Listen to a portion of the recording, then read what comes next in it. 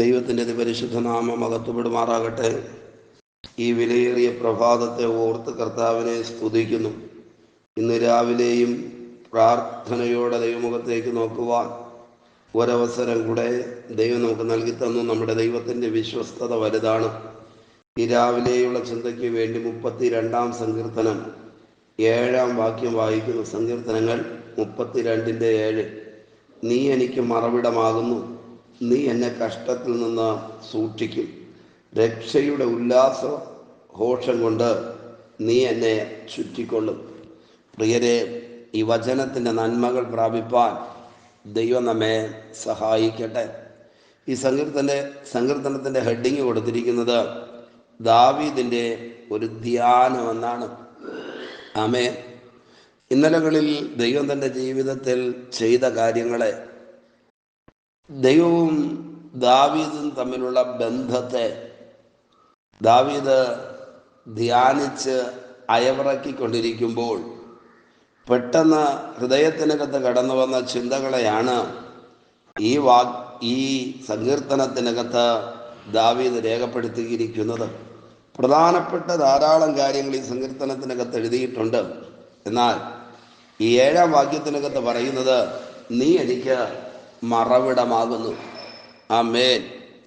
പ്രിയരെ, ക്രിസ്തീയ ജീവിതയാത്രയുടെ ഏറ്റവും വലിയ പ്രത്യേകത പ്രതികൂലങ്ങളിലും പ്രതിസന്ധികളിലും ഭാരങ്ങളിലുമൊക്കെ മറവിടമായിട്ട് ദൈവം നമുക്കുണ്ട് എന്നുള്ളതാണ്.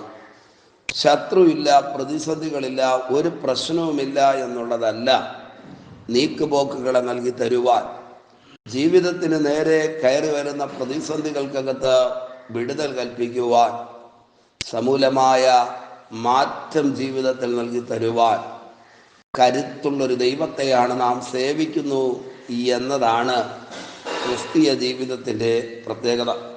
ഇവിടെ സങ്കീർത്തനക്കാരൻ പറയുകയാണ്, ദൈവം എനിക്ക് മറവിടമാണ്. ആമേൻ. ഇതേ ആശയം വിശുദ്ധ വേദപുസ്തകത്തിനകത്ത് ധാരാളം ഇടങ്ങളിൽ കാണുവാനായി കഴിയും. ദൈവം മറവിടമാണ്.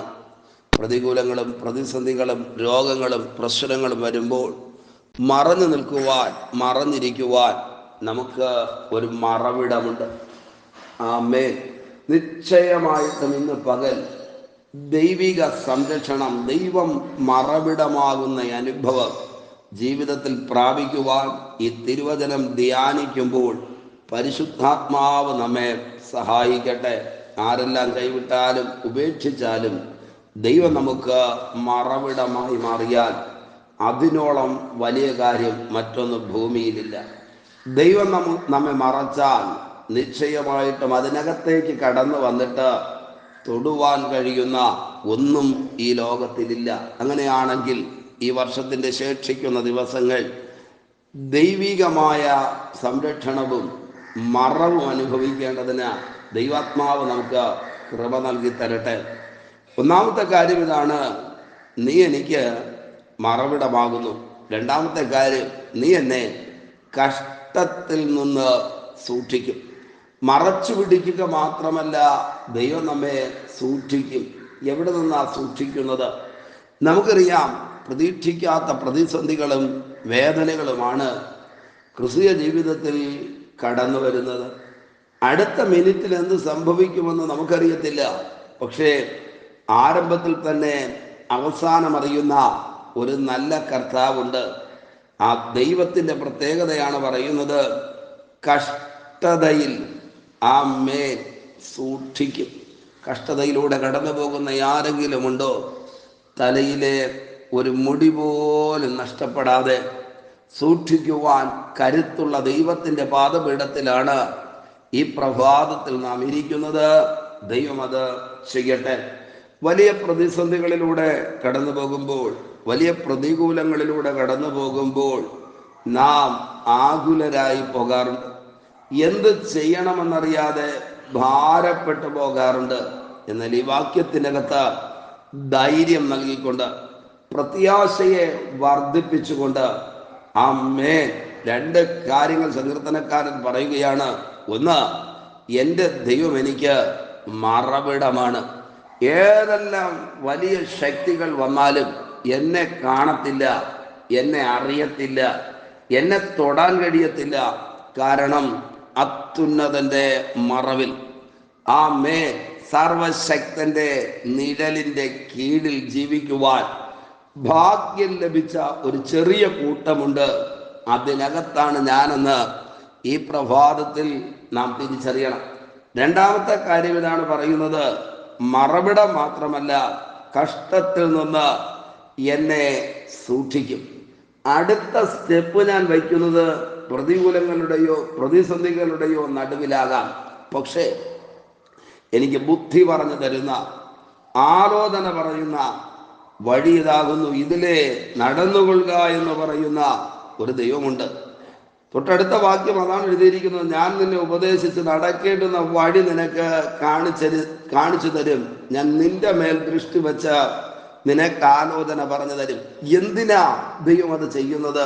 കാലുകൾ കുഴിക്കകത്തായി പോകാതിരിക്കേണ്ടതിന്, പ്രതിസന്ധികൾക്കകത്ത് പെട്ടുപോകാതിരിക്കേണ്ടതിന് ദൈവം നമ്മെ സൂക്ഷിക്കുന്ന വിധങ്ങളിൽ ഒന്നാണ് ഉപദേശിച്ച് നടക്കേണ്ടുന്ന വഴി കാണിച്ചു തരും, മേൽ ദൃഷ്ടി വെച്ച് ആലോചന പറഞ്ഞു തരും.